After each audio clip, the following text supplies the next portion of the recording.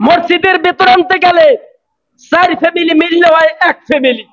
যখন সরকারি অনুদান আসে তখন 1 ফ্যামিলি মিললে হয় 4 ফ্যামিলি। কথা কি আমার স্পষ্ট বুঝেন?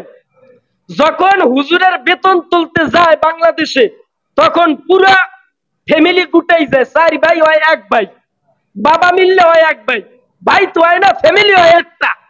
আর যখন সরকারি অনুদান আসে যে সার দেওয়া হইবে 50 কেজি করিয়া, এই 5 ভাই হয় 6 ফ্যামিলি। বুঝতেছেন কথা? সুতরাং আপনাদেরকে আমি কষ্ট দেব না। মসজিদে আসেন আর না আসেন, মসজিদের যে ওই খাট আছে ওইটা কিন্তু আপনার দরজায় যাইবে। কি ভাই যাইবে না? ওই খাট যাইবে।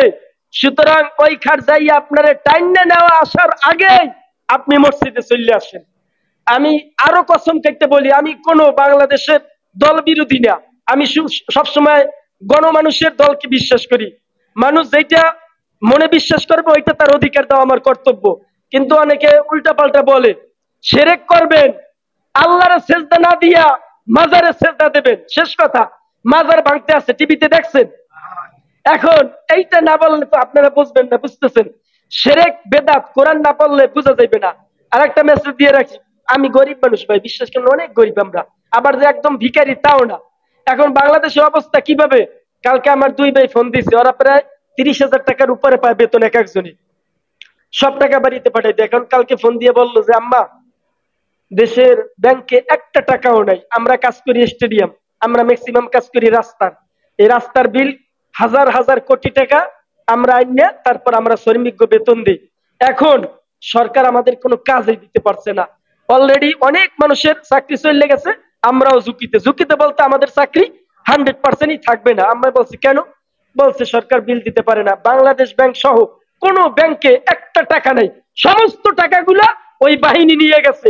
18 লক্ষ কোটি টাকা নিয়ে ঋণ করছে বাংলাদেশ, এর মধ্যে 11 লক্ষ কোটি টাকা তারা পাচার করছে। বুঝতেছেন?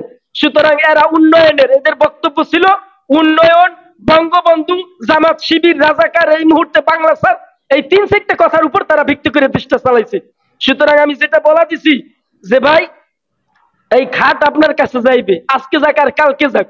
আমি যেখানেই যাই অন্তত খারাপ কাজ করি আর ভালো কাজ করি, আমার মাইন্ডে যতক্ষণ আছে ততক্ষণ আমি খারাপ কাজ করি না। আর নামাজ আমি 5 ওয়াক্ত পড়ি। এজন্য আপনাদেরকে বলি ভাই, যে কাজ করেন না কেন নামাজ পড়েন, দেখবে আপনার শান্তি ভাই, কোনো অশান্তি নেই। টাকা পয়সা শান্তি আনে না, খোদার কসম ভাই, টাকা শান্তি আনে না। 1 কাপ চা খাইতে গেলে আমার টাকা লাগে না, কিন্তু আপনারা কেউ খাওয়ায় ভাই? কেউ খাওয়ায় আপনারে?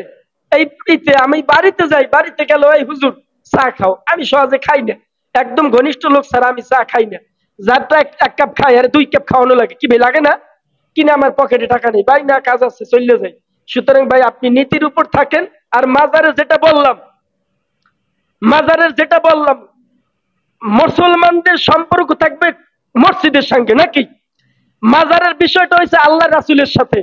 আল্লাহর রাসূল বলছে সমস্ত মাজারগুলো ভেঙ্গে একসাথে মাটির সাথে মিশিয়ে দাও।